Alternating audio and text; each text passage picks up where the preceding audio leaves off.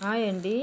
ఈరోజు వచ్చేసి variety dish బంగాళదుంపలతో ఎలా తయారు చేసుకుందామో ఒకరు చూడండి.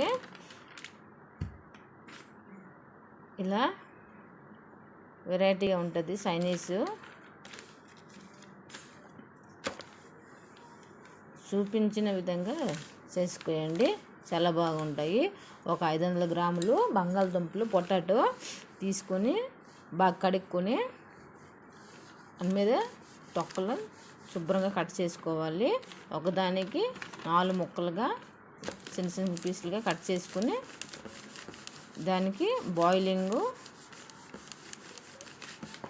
కోసం కొద్దిగా వాటర్ వేసేసి గ్యాస్ మీద బాయిలింగ్ చేసేసి బంగాళదుంపలు ఇలా మొత్తం కట్ చేసుకోవాలి. అలా చిన్న పీసులుగా కట్ చేసుకోవాలి. అలా కట్ చేసి దాన్ని గ్యాస్ మీద ఆన్ చేసి ప్రెషర్ కుక్కర్లో పెట్టేసి కూర్చోబెట్టేవాలి. అలా చైనీస్ దాని గురించి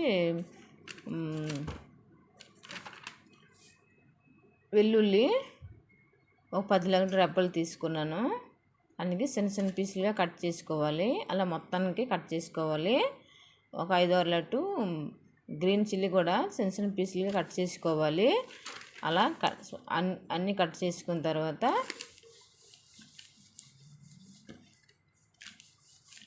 అలా బాయిల్ అయిపోయింది ఆయిల్ దుంపలు పొటాటో. అలాగే ఒక బాయిల్ తీసుకుని అలా మొత్తం తీసుకుని దుంపలు కొద్దిగా చల్లగా అయినట్టు ఒక దీన్నట్టు దానికి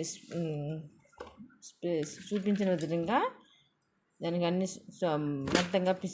మెత్తంగా చేసుకోండి చూపించిన విధంగా. అలా మొత్తానికి ఒక 2 స్పూన్లు కార్న్ఫ్లోర్ పౌడర్ వేసాను. కొద్దిగా సాల్ట్ టేస్ట్ అనుసారం. దానికి వాటర్ వేయకుండా నో వాటర్ లేకుండా అలాగే పిసుక్కోయండి. మొత్తం ఒక ముద్దలాగా కలుపుకోయండి.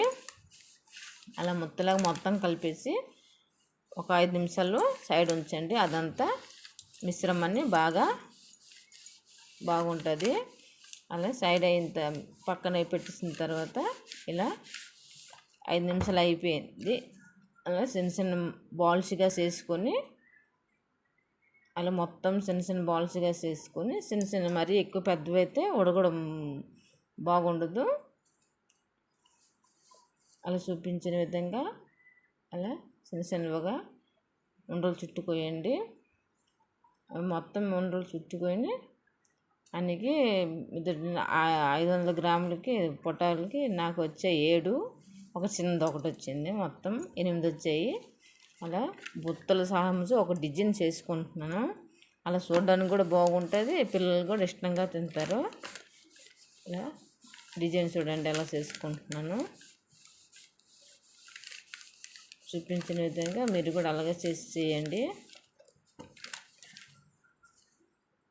ఇలా బుత్తల సాయంతో ఇవన్నీ చేసుకున్నాను. గ్యాస్ ఆన్ చేసేసి ఒక గ్లాసు వాటరు అక్కడ వీడండి మిస్ అయిపోయింది, చూడలేకపోయాను. ఒక గ్లాసు వాటర్ పోసుకొని అవన్నీ ఉడికించుకోవాలి. ఒక 10 నిమిషాలు ఉడికించుకుంటే సరిపోద్ది. వాటరు ఉడికిన తర్వాత మనము తీసేయాలి. 10 నిమిషాలు ఉంచేసిన తర్వాత టైం అయిపోయింది, 10 నిమిషాలు అయిపోయిన తర్వాత తీసేయాలి. అలా మొత్తం తీసేయాలి. అవి వెంటనే మనము ఈ మసాలాలు ఉంటాయి కదండి, అవి వేసేసి వెంటనే కలపకండి. కొద్దిగా చల్లారిన తర్వాత కలపండి, లేకపోతే అవేమో గంటి కంటేసి మెత్తగా పడిపోతాయి. కొద్దిగా కూల్ అయిన తర్వాత మనము దానిలో పెట్టేటి కావాలి అవన్నీ వేసుకోవాలి.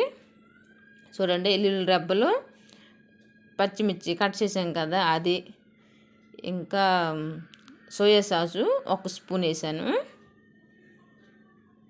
సోయా సాసు 1 స్పూన్ వేస్తున్నాను.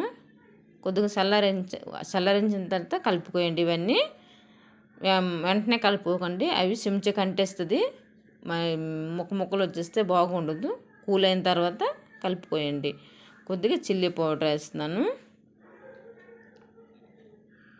ఇలా మొత్తాన్ని కలిపేసి చిల్లీ పౌడరు,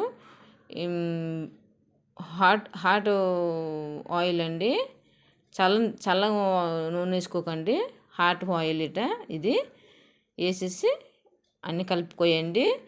ఎంత అమ్మిగా రెడీ అయిపోద్ది చైనీస్ డిష్ అండి. పిల్లలు ఎంత ఇష్టంగా తింటారో. ఎల్లప్పుడూ మనం చేసిన విధంగా కాకుండా ఇలా కొత్త వెరైటీగా పిల్లలకి చేసి చూపించండి, ఎంత బాగా తింటారో.